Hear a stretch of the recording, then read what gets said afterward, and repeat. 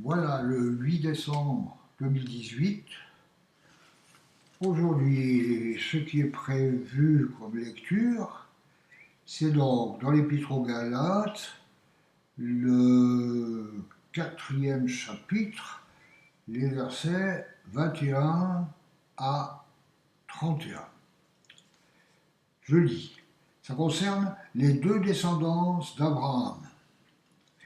Dites-moi, vous qui voulez être sous la loi, ne comprenez-vous pas la loi? En effet, il est écrit qu'Abraham eut deux fils, un de la femme esclave et un de la femme libre. Mais celui de l'esclave est né par volonté humaine, et celui de la femme libre est le fruit de la promesse. Ces faits ont une valeur allégorique, symbolique je pense, car ces femmes représentent deux alliances. L'une vient du mont Sinaï et donne naissance à des esclaves. C'est Agar. En effet, Agar, c'est le mont Sinaï en Arabie.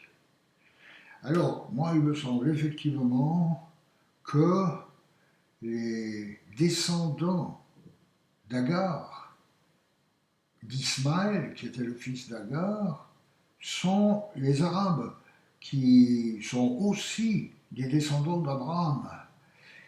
Il me semble que c'est ça, oui. Alors,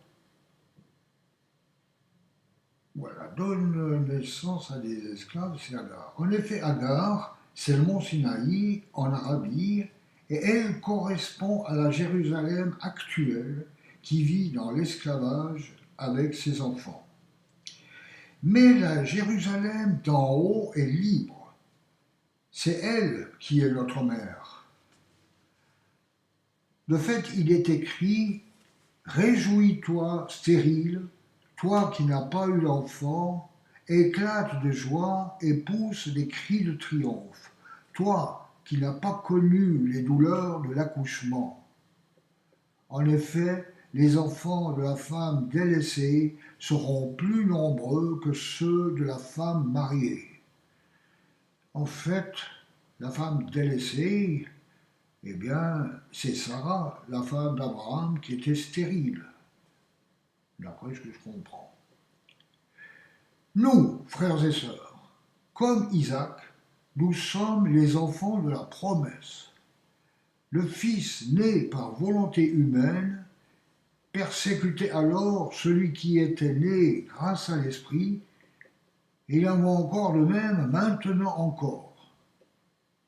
Je dois dire que c'est encore d'actualité, ça, parce qu'il est vrai que les Arabes et les Juifs, Arabes descendants d'Ismaël, Juifs descendants d'Isaac, et bien effectivement, il y a encore l'inimitié de ces frères ennemis.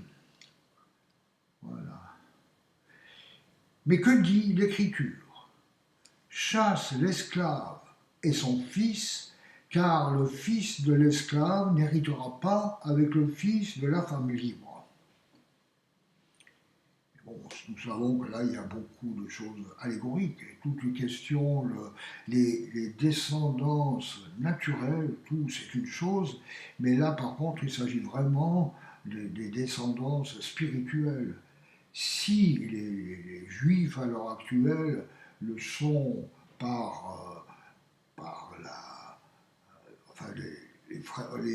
le sang, ce sont des, oui, ils sont vraiment les descendants naturels.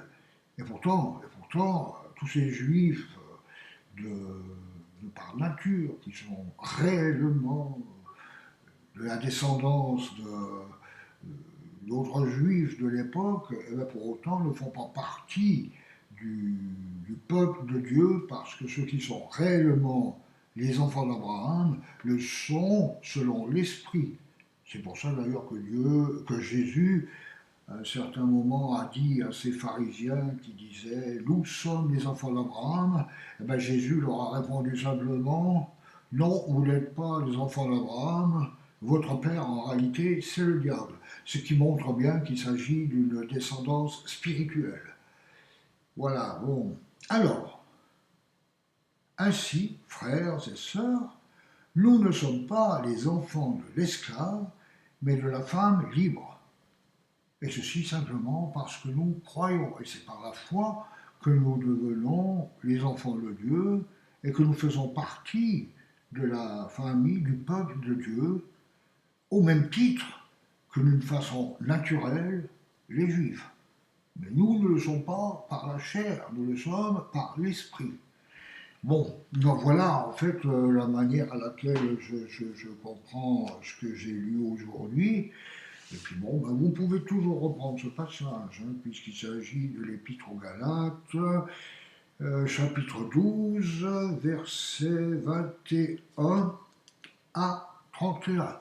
Voilà, bonne continuation. Hein. Au revoir.